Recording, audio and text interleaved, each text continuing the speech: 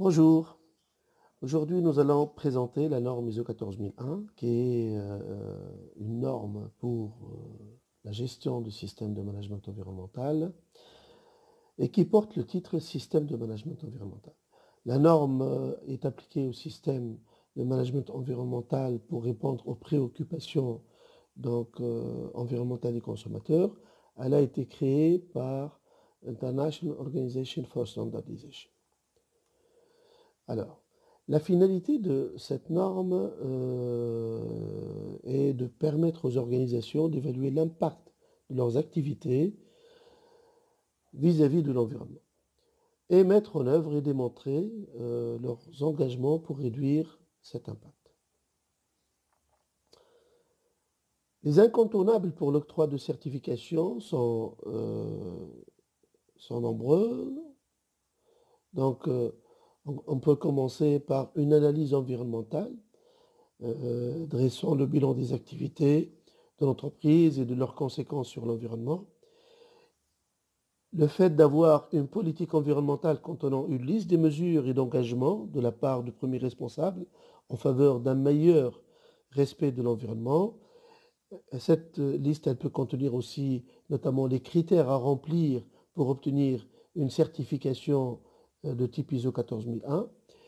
Et puis une structure organisationnelle complète détaillant les responsabilités de chacun, les bonnes pratiques, les ressources aussi nécessaires qu'il va falloir déployer pour parvenir aux objectifs fixés précédemment.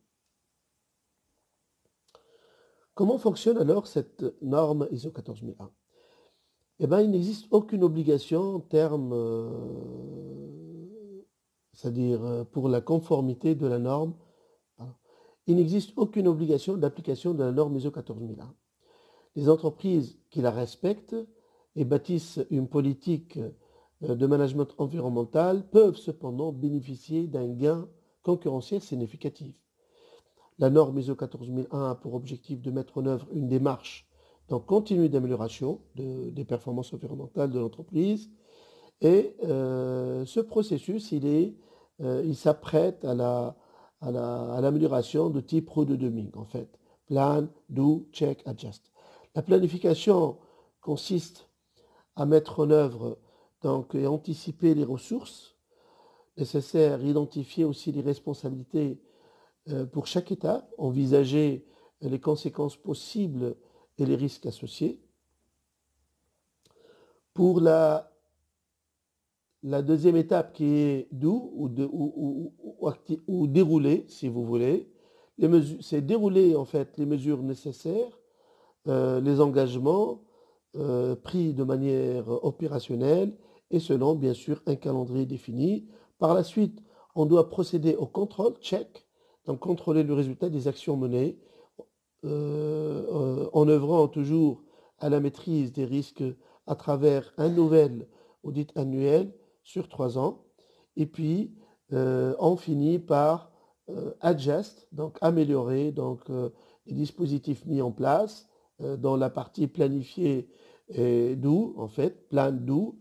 Et c'est une notion qui est présente, en fait, qui se présente au cœur de cette norme, le fait d'améliorer en continu les performances environnementales de l'entreprise est un engagement pris sur le long terme. Quelles sont les structures et organisations qui peuvent être concernées par cette norme ? La norme n'a pas on va dire, de blocage sur type de structure industrielle ou service. Donc, toute organisation souhaitant mettre en œuvre une politique de protection de l'environnement en tenant compte des besoins socio-économiques peuvent s'apprêter à mettre en place cette norme ISO 14000. Quelles sont maintenant les exigences de cette norme ? D'une manière classique, donc une norme de structure HLS, High Level Structure, l'organisme doit commencer par définir son contexte, identifier les parties intéressées, déterminer aussi le domaine d'application de son système de management environnemental, et puis la direction doit affirmer son leadership vis-à-vis cette démarche. La direction générale rédige une politique environnementale qui est communiquée au sein de l'organisme, mais aussi disponible pour les parties intéressées. L'organisme alors doit tenir compte des aspects qu'il peut maîtriser, mais aussi sur ceux il a une influence. Point intéressant, les impacts environnementaux doivent être envisagés avec une notion de cycle de vie.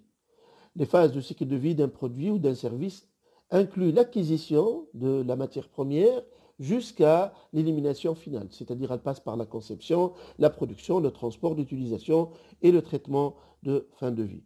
L'organisme tient aussi compte de tous les changements planifiés qui sont survenus au sein de son organisation, qui peuvent avoir un impact environnemental sur sa structure. L'organisme doit également tenir compte des conditions anormales, des situations d'urgence. Donc, pour ce faire, il doit imaginer donc les actions à entreprendre dans ces conditions qui peuvent avoir aussi influence sur le point de vue environnemental. Il doit aussi envisager l'impact des activités en mode dégradé et préparer sa réponse aussi aux situations d'urgence qui seront attestées donc, dans le cadre des plans opérationnels. L'organisme qui souhaite être certifié se doit donc de mener une revue réglementaire. Donc on doit faire le bilan des critères ou bien des lois, des décrets, etc. et s'assurer que l'organisation est conforme par rapport à la réglementation donc, en vigueur. Au regard des points précédents, l'organisme doit planifier des actions pour traiter les aspects environnementaux significatifs et les obligations de conformité et les risques et opportunités identifiés. Ces actions en général sont associées à des objectifs environnementaux qui sont déclinés en général de cette politique environnementale et qui seront mesurés et évalués de manière régulière. Comme pour l'ensemble des référentiels conçus avec la structure HLS, on trouve aussi des exigences en matière de ressources, de compétences, de sensibilisation, de communication, mais aussi de gestion des informations documentées et l'évaluation des performances et l'amélioration continue.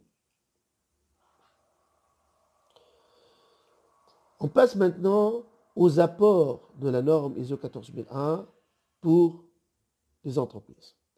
La mise en place d'un système environnemental basé sur la norme 14001 fournit à la direction de l'organisme plusieurs réflexions.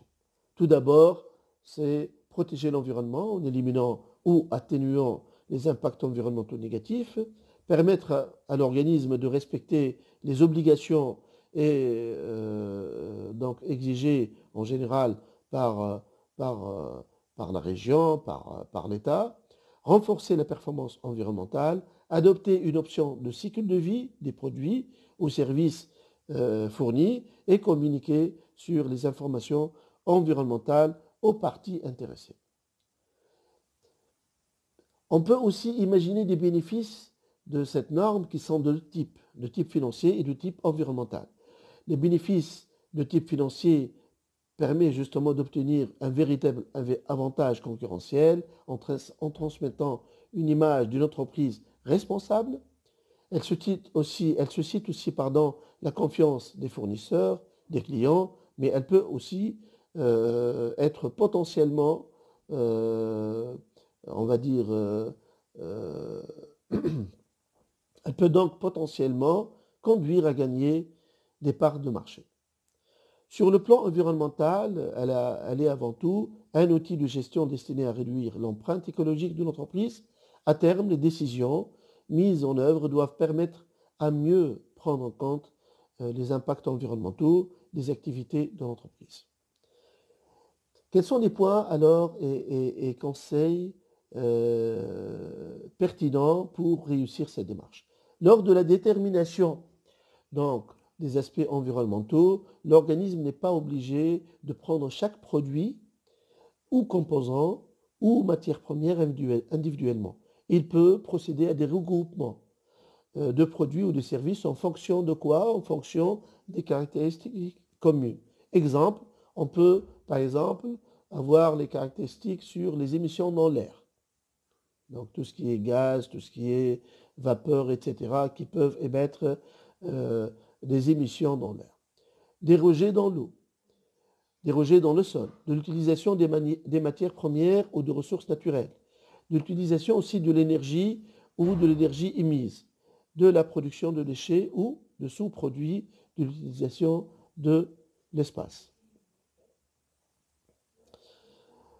Pour finir, comment peut-on obtenir une certification environnementale? Eh bien, la certification est en général donc délivrée par un organisme agréé, indépendant. Un audit annuel est requis pour s'assurer de la mise en application de la norme. La norme est renouvelée en général tous les 3 ans sur une délivrance d'un certificat d'un organisme agréé indépendant. Pour solliciter une certification, il est nécessaire de s'adresser à un organisme de certification. On peut citer la FAC, BVQI, DNV, INORPI, ICM, SGS et bien d'autres certifications qui existent sur la place. Pour conclure, la norme permet à l'entreprise d'inscrire son action en faveur de la préservation de l'environnement dans un cadre normalisé et éprouvé. Ces outils permettent de bâtir une stratégie de management environnemental efficace. Elle procure de nombreux avantages aux yeux des clients, mais aussi aux yeux des parties prenantes, en transmettant une image positive de la politique RSE de l'entreprise. Les bénéfices sont aussi économiques et permettent de gagner des parts de marché supplémentaires. Merci d'avoir assisté à cette présentation sur l'environnement et espère vous revoir dans une autre présentation. Au revoir.